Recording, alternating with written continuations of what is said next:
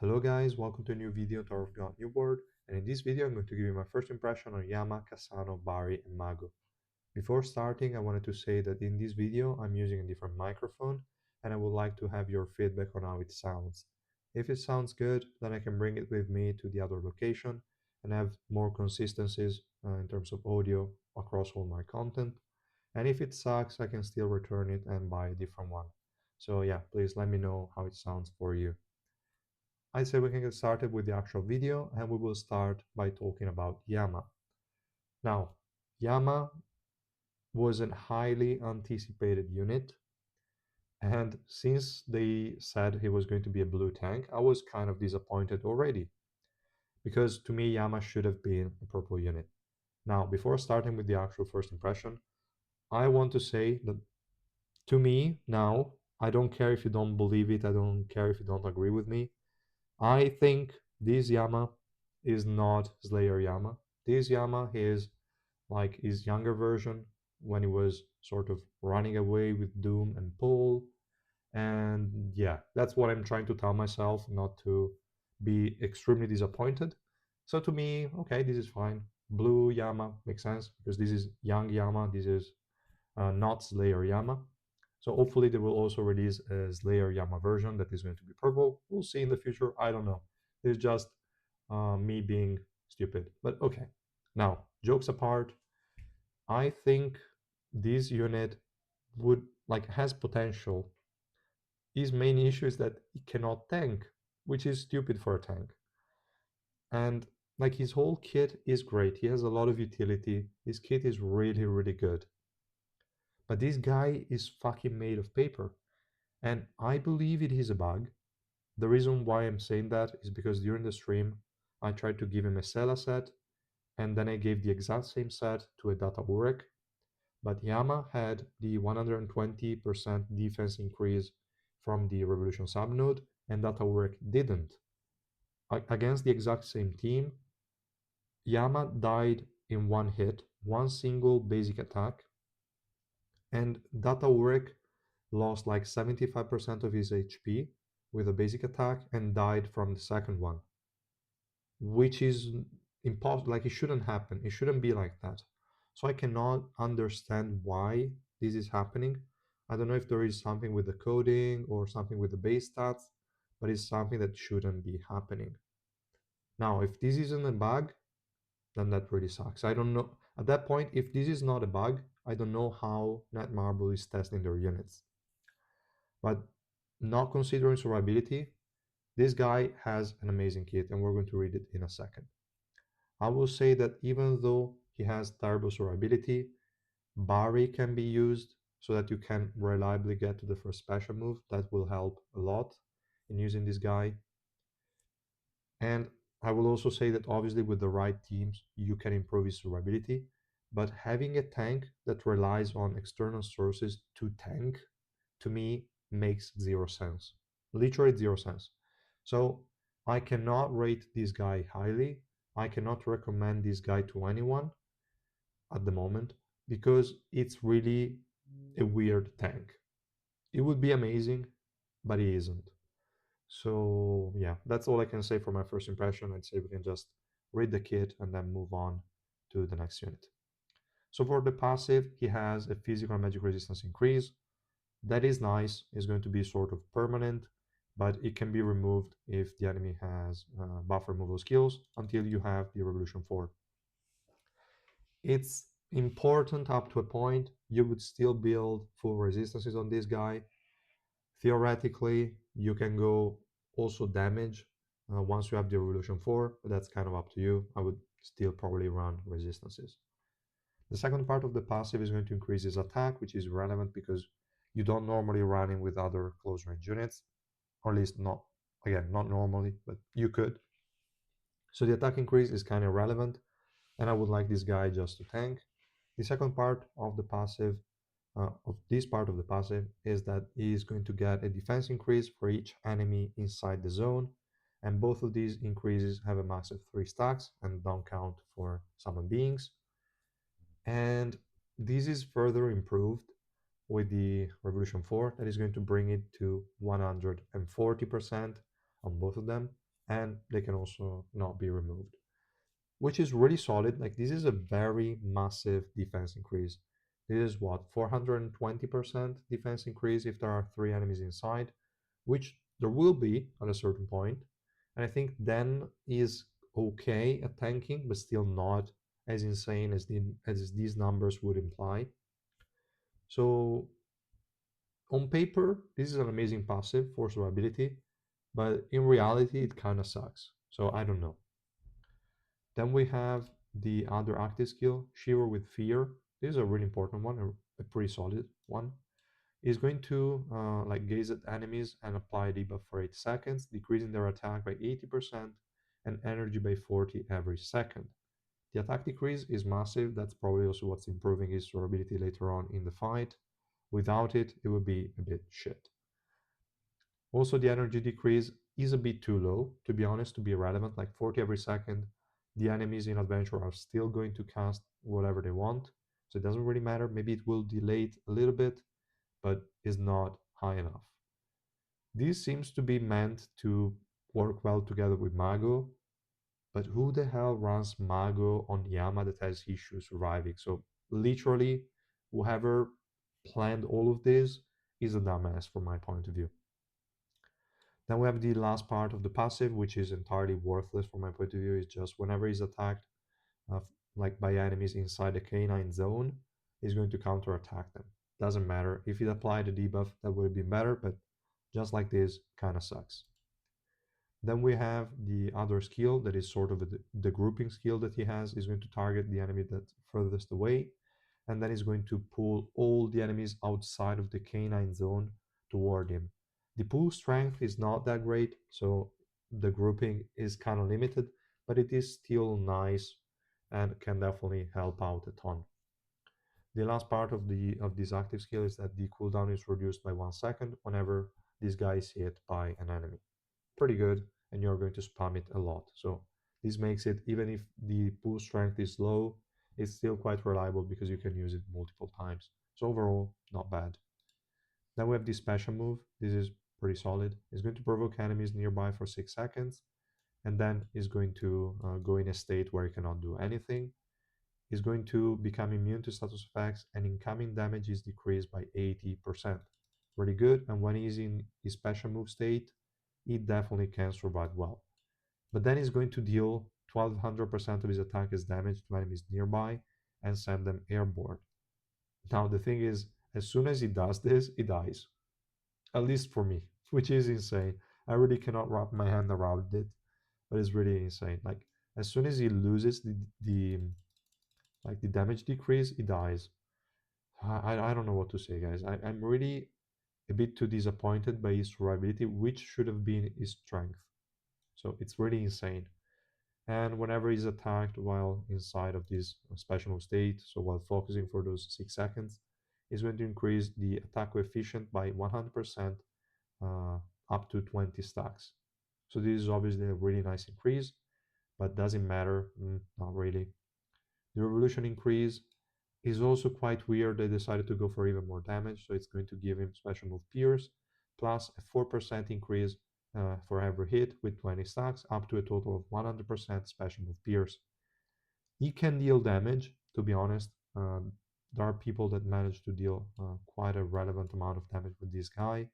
I also did some okay runs with him on my own, and it did uh, like it dealt quite a bit of damage, but it's not something you should do. Like if he gave up entirely on his damage and he went full, like all in on survivability, that would have made this guy a fucking monster. But he's not. He's just a weirdo. So that's all for the kit. Let's have a look at the exclusive equipment because this one is quite good. We have level 1 that is again improving one of his active skill, the one that applies the 8-second debuff. So this is also going to give him a 10% HP every second while the skill is active. It lasts for 8 seconds. So this is going to be an 80% max HP recovered, which is really massive overall because he loses a lot of HP, which he shouldn't lose, but fine, whatever. Then we have level 2. This is going to shred enemy resistance by 40%. This is good to have. Definitely really nice improvement. So 80% defense shred, energy decrease, and sorry, did I say defense shred before? 80% attack decrease, 40% defense decrease, and 40 energy less every second. Really good skill. Then we also have level 3. It's further improving it, adding also 20% physical resistance decrease on that skill as well. So lots and lots of stuff. Then we have level 4, which is really good. Whenever you use the special move, you're also going to activate Shiver with Fear, which is going to apply all of these effects. So all in all, amazing, okay? The kit is solid. Why the hell is he dying? Damn it. Makes no sense. I really hate that.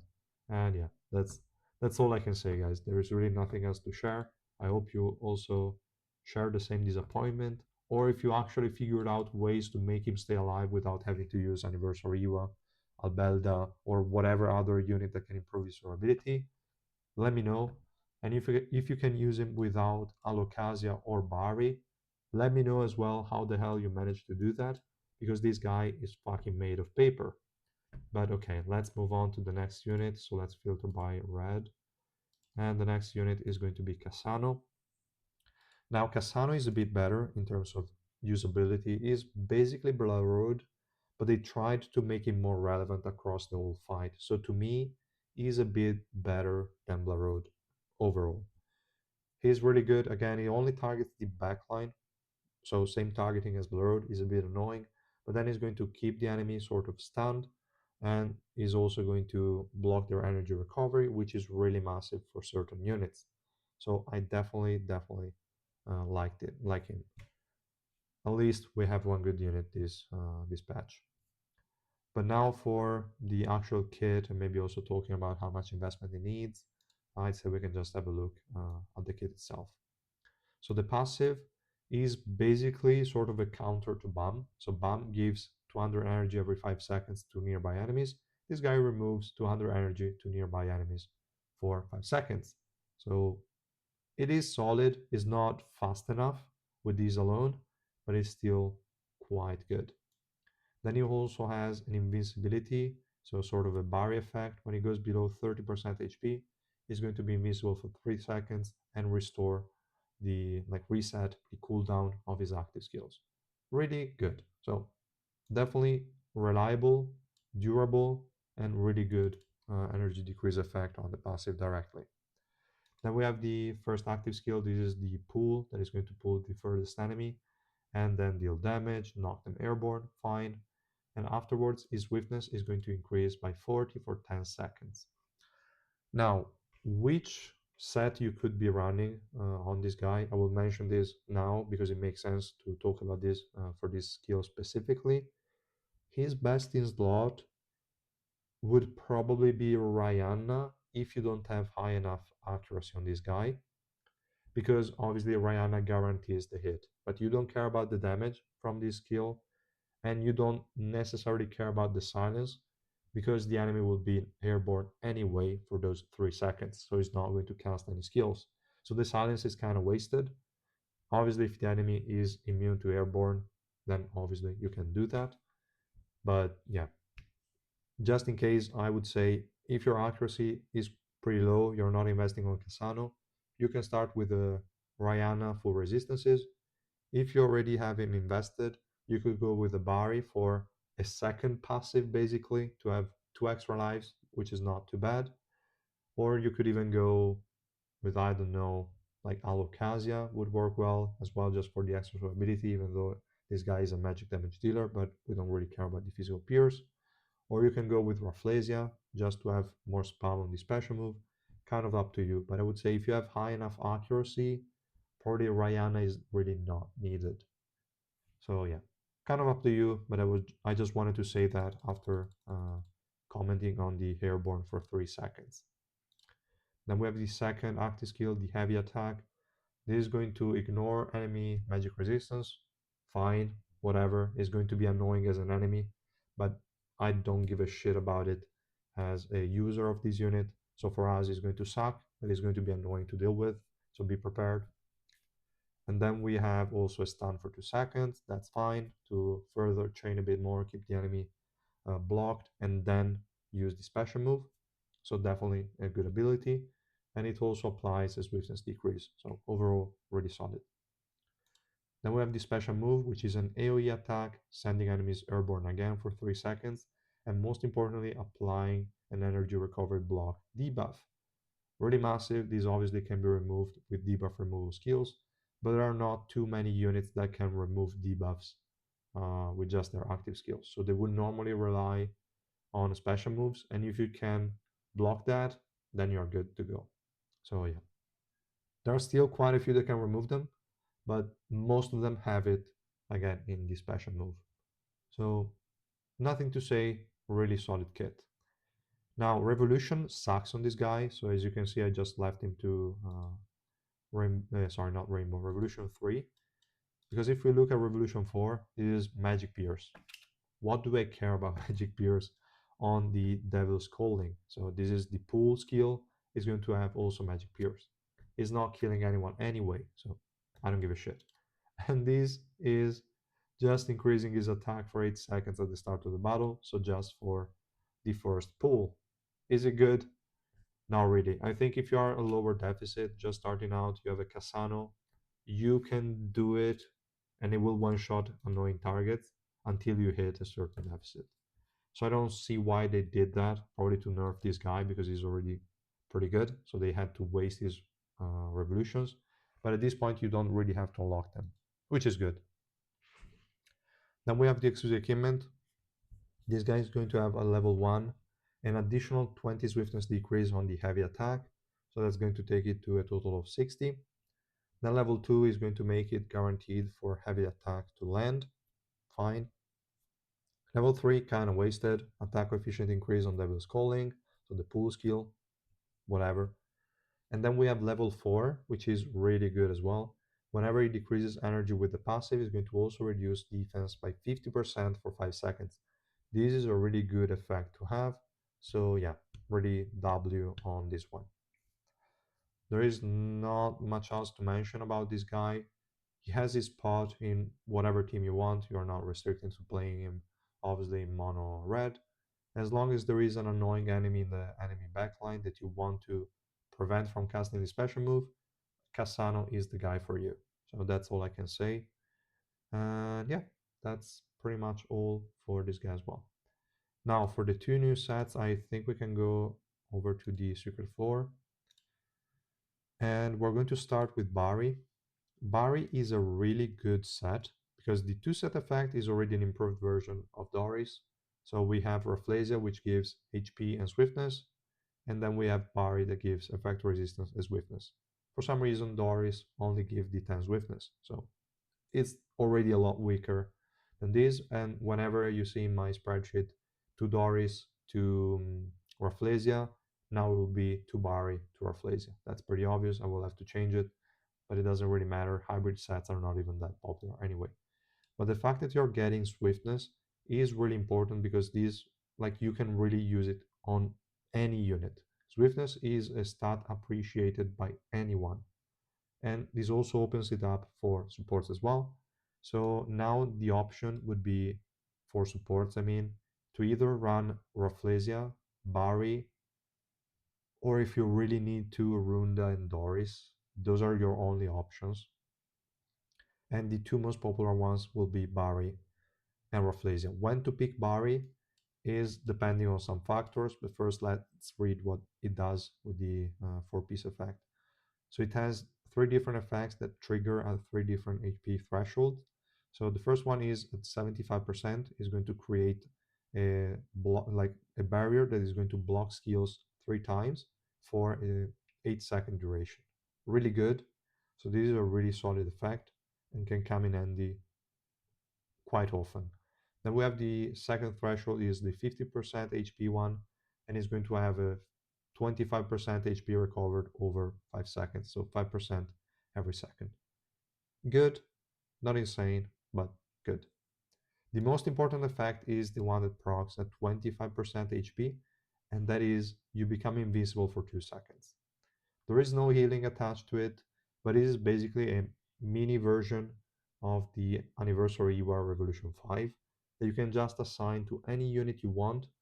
And I would say normally you will run this set on a unit that is like easy target for for assassination. So maybe you have a DPS that is your highest attack unit, and in the enemy team there is a Jinsung or a regular Yuri or whatever, and you want to protect that DPS just with the set and without having to rely on the team.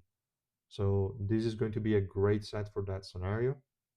Another scenario is if you have a unit that is normally really squishy, you would like them to cast their special moves, but they cannot do it in time. You give them Bari, and they will likely get to at least cast the special move, which is good. The last use case would be on sort of units that normally survive okay, but at a certain point in the fight, they just drop dead instantly. And at that point, it would be nice to have those additional 2 seconds of invincibility just for them to try and get back on the right track. So those are kind of the use cases where you would want to use this set. I think this is universally better than Sela. So whenever you were running a Sela, you can directly upgrade it to a Bari. It's a straight up upgrade. There is no downside to it. Okay, you lose out on a bit of defense, but that's really minimal. That's really nothing. And the extra resistances are good again just to protect against peers and the resistance decreases. But if you already have like the three essence built up, you should have no problem getting to 99% resistances just as base stats. So Sela is a bit kind of useless. Sela is still good if you are early on. Just started out, you don't have all the three essence built. Definitely go Sela still just to have some more resistances and easily get to 100% early on, which is super massive. So I would still recommend Sela if you are a brand new player and you just started out. Sela is still a nice set to build, but keep in mind that will be sort of deprecated at a certain point, and Bari will be a straight up upgrade. So yeah, not much we can say about Bari. Is the best ignition weapons that we got in this patch. The next one is Mago, unfortunately, so let's open it. I had high expectations for this set, but unfortunately they again failed to deliver for some reason, because I don't really know what passed through their minds. These devs are just weird. But okay, whatever. Let's first read the effect and then I will comment on it. So the two-piece effect is going to increase attack by 10% and crit hit rate by 10%. Good on supports, kind of weird on mages because they already have a lot of crit rate, but still is a good two-piece effect. Then the four side effect is going to be whenever you decrease energy of enemies, you get Mago's Blessing, which increases crit damage by 10%, max 5 stacks. And when you have the maximum number of stacks, all your attacks are going to ignore the target's defense by 20%. This is massive. 50% crit damage and a 20% defense increase. This is huge. In terms of damage, this is massive. Now, what is the problem? We have around 22 units that have energy decrease in their kits. Most of them are supports, so they cannot use this because this is just an offensive set. Okay, we can also consider Tromare a support because he has the support role. So he's the only DPS that can actually use it. I was considering Tromare as a DPS. He's the only one. Even though to proc the four-piece effect, he needs around 12 to 15 seconds. I don't remember if the first energy decreases immediately or he has to wait 3 seconds, but he has energy decrease at intervals of 3 seconds. Unfortunately, we don't even see a number on the stacks, so I don't know if this is actually like every time you decrease it for every single individual unit, which could be. So he has it on an AoE, and it does it even twice every time because it's one time done by the Kraken, the second one by the Frog. So that could be 10 stacks immediately, which is obviously capped at 5. Could be that every 3 seconds it get max stacks. It is possible, but I don't know because we cannot know. But if that is not the case and it only counts as one, then you have to wait 15 seconds for it to max stack. So it's a bit disappointing. Kind of depends on the state, but definitely Tromray is the best user of this set. And yeah, because it's just a straight up upgrade compared to L. There are a lot of units that can still hit Chomray even though he's not targetable with sort of AoE attacks, etc. So L is not that useful. This also helps with the additional crit rate, really good. Crit damage and defense increase are all really good at increasing Chomray's damage. So this is really good set for him. For the other unit that they sort of designed this kit for, which is Gustang, I don't think it works really that well. You kind of waste the 10% crit rate. The 50% crit damage is nice. You can easily stack your stacks here because you hit a lot of enemies and you hit them frequently with your wall of flames. So getting to 5 stacks is not a problem, and also keeping them is not a problem. The thing is, Gustang's issue is survivability is not damage. So why are you overcapping on your damage when you should be trying to make him survive? So for Gustang, probably Bari is the best set if he's struggling to stay alive. If you can keep him alive quite reliably, then I would go with Idea. I think still the probably most optimal set for the way his kit is built. And yeah, unfortunately, Mago is not going to help. They probably also thought of Yama when they designed this set because he also has an AoE energy decrease, but still is not really. It doesn't make sense. It doesn't have survivability as well, so you cannot really run it. But it could be an interesting one if Yama could actually tank. And yeah, every other unit cannot really use it reliably. So this is more or less the problem. There is another big problem, and that is the 4-piece effect can be cleansed with buff removals. So if you are against the Garum, every 10 seconds this is going to go away. If you are against an Anniversary Iwa, every time she uses the special move, this is going to go away. If you're against a Warwick, every time he hits you with a skill, this is going to go away. That's just how it is. I don't think there is much we can do about it. But if Chomray applies it, as I said before, so every 3 seconds he hits every single he hits every single enemy. But if all of those count as stacks individually, which looking at this it should, so every 3 seconds is going to have it maxed, then that's great. That's a great set, even if it gets removed. After 3 seconds, you already have it back, which is way better than L. So definitely best in slot, I would say at this point. And for the other use case, which is Gustan, I would probably never recommend it. Just go with Idea for a quicker second special move, or go with maybe even Raffles if you really want to, since it seems to work, or go with Bari. Those are your options, I would say. So yeah, I probably talked a bit too much about these new ignition weapons. I will test them out on every single unit, basically, or at least the ones that I think will make sense. So that is especially true for Mago because I can already test it on many units. Actually, I think the testing for that is going to be very, very short.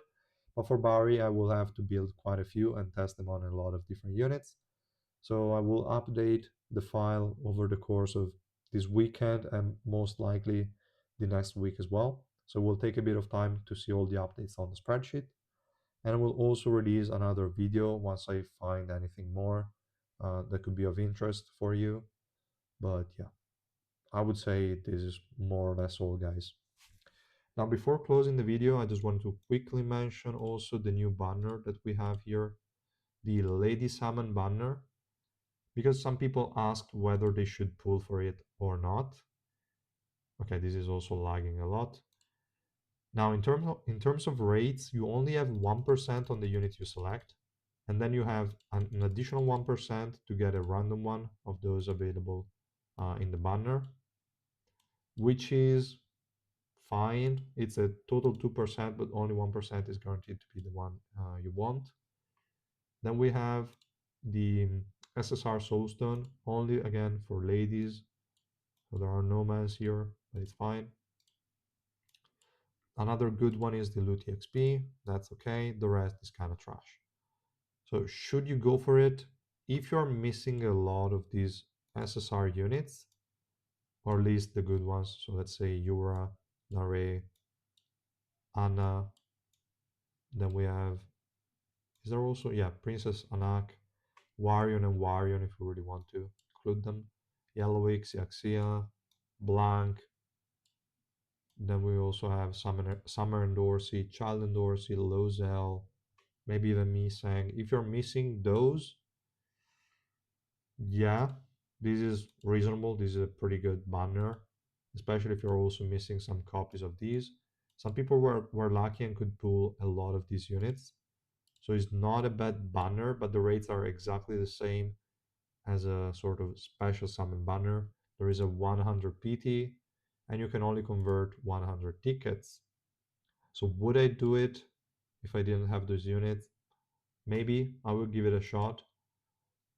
But if you already have enough of these SSR Plus units maxed out, so if you already have Albelda, an Anniversary Iwa, and you're only maybe missing Garam or someone else that could be relevant to have early on, maybe even Irang and Yuri, whatever, then probably wouldn't. If you're missing Anniversary Iwa, Albelda, and Garam, this could be a good option. You have good chances of getting some of them. But I don't know. In general, it's not anything that is so good that you have to do it. This is just potentially okay, but I'm more excited for the 100 PT than the actual content. So I'd say this is more or less what I feel about this banner. You can go for it. I think it's not bad. It's not wasted. It is wasted if you have too many of these units maxed out, but if you only have one, then it's fine. If you have two and are two of the good ones, then maybe I would already think of not proceeding. That's kind of the idea. So yeah, I would say, guys, that's all for this video. Again, I'm looking forward to hearing your feedback on the audio and also on the, just in general, my view and my first impression on these new units, just to see if you feel the same, if you tested them in different use cases and you found out something cool. Let us all know. And yeah, I will see you guys in the next video. Bye.